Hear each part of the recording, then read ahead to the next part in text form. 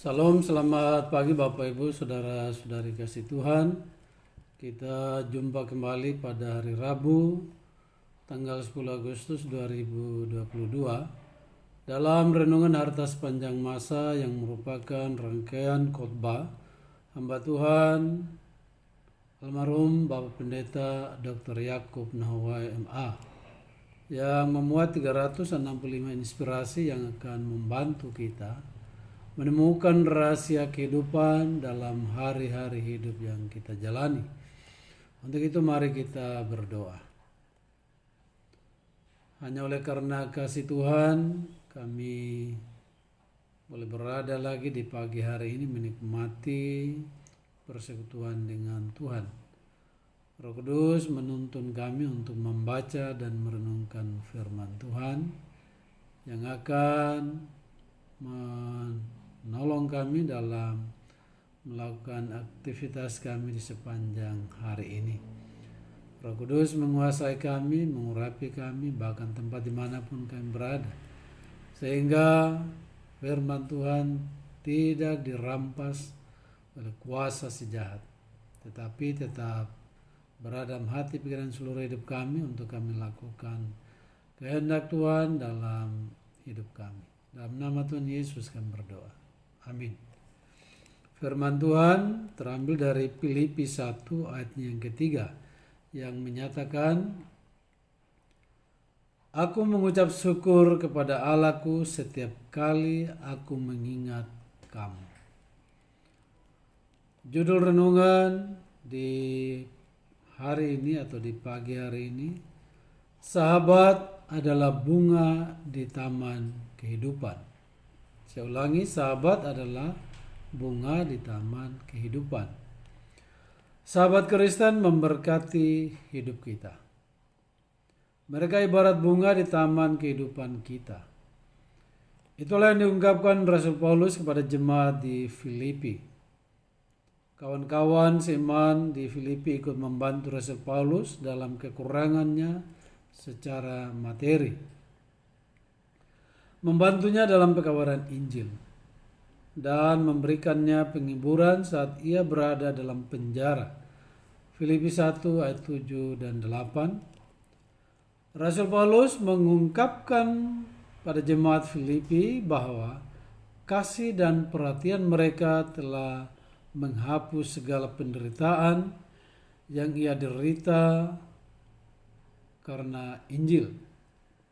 Salah satu ungkapan tertua Rasul Paulus kepada jemaat yang ia dirikan adalah ungkapannya kepada sahabat-sahabat yang ada di Filipi. Simak beberapa hal perihal sahabat. Yang pertama, sahabat itu penting. Sangat sedikit di antara kita yang menyadari betapa pentingnya seorang sahabat dan apa saja yang mereka telah lakukan dalam hidup kita. Ada salah seorang berkata begini, kita akan beruntung jika pada akhir perjalanan hidup kita, kita memiliki satu atau dua teman yang baik. Sahabat ibarat bunga di taman kehidupan karena mereka dapat menaruh kasih setiap waktu. Amsal 17 ayat 17. Dan lebih karib daripada saudara sendiri. Amsal 18 ayat 24.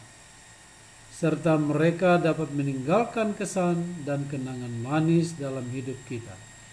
Seperti yang dialami Rasul Paulus dengan jemaat Filipi. Filipi 1 ayat 8. Yang kedua, untuk bersahabat dan menjaga persahabatan, kita harus menjadi sahabat. Ungkapan yang menggambarkan bahwa persahabatan tidak terjadi secara otomatis. Perangai dan perilaku kita lah yang mewujudkannya.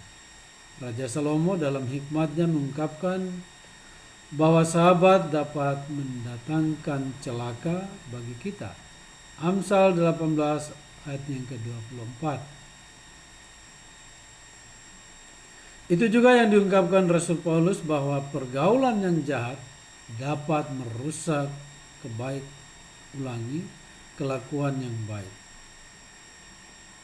Ya, pergaulan yang jahat dapat merusak kelakuan yang baik. 1 Korintus 15 ayat 33. Untuk memperlihatkan diri kita bahwa kita dapat bersahabat dengan siapa saja, maka kita tidak boleh bertindak secara sembrono, tidak etis, melanggar tata krama kehidupan dan norma-norma kehidupan yang telah diakui bersama, serta tidak mementingkan diri sendiri. Kadangkala kitalah yang harus mengambil langkah lebih dahulu dalam menciptakan hubungan persahabatan. Kita tidak mencari keuntungan dari sahabat kita, tetapi apa yang dapat kita lakukan bagi mereka. Itulah yang harus ada pada hati dan pikiran kita. Jika kita ingin mendapatkan sahabat yang mempertahankan, saya ulangi lagi, jika kita ingin mendapatkan sahabat dan mempertahankan persahabatan itu, Tuhan Yesus mengatakan bahwa ia tidak datang untuk dilayani, tetapi untuk melayani. Markus 10 ayat 45. Itulah rumusan persahabatan. Bukan dilayani, tetapi melayani. Yang ketiga, sahabat yang terbaik dan terbesar adalah Yesus Kristus. Saya ulangi lagi, sahabat yang terbaik dan terbesar adalah Yesus Kristus. Tidak ada seorang sahabat seperti Yesus Kristus Tuhan kita, yang menyelamatkan kita. Ia berada bersama kita dalam setiap langkah kehidupan yang kita jalani. Ia memotivasi kita dalam pelayanan dan memberikan kita kekuatan dalam melakukan segala yang baik. Dan ia sahabat yang terbesar dan terbaik, karena ia memberikan nyawanya bagi sahabat-sahabat. Tidak ada kasih yang lebih besar daripada kasih seorang yang memberikan nyawanya untuk sahabat-sahabatnya. Yohanes 15 ayat 13.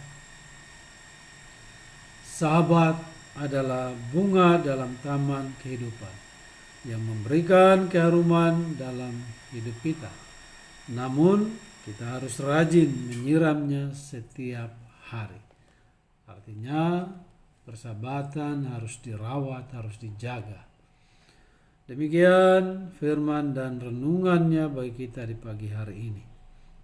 Mari kita berdoa. Ya Bapa yang mempunyai firman hidup, teguhkanlah firman-Mu dan renungannya bagi kita, atau bagi kami di pagi hari ini.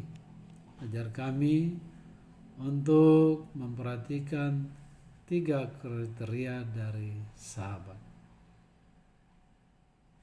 Dan Tuhanlah yang akan terus mengingatkan kami pada firman-Mu, untuk kami lakukan dalam pergaulan kehidupan kami hari lepas hari.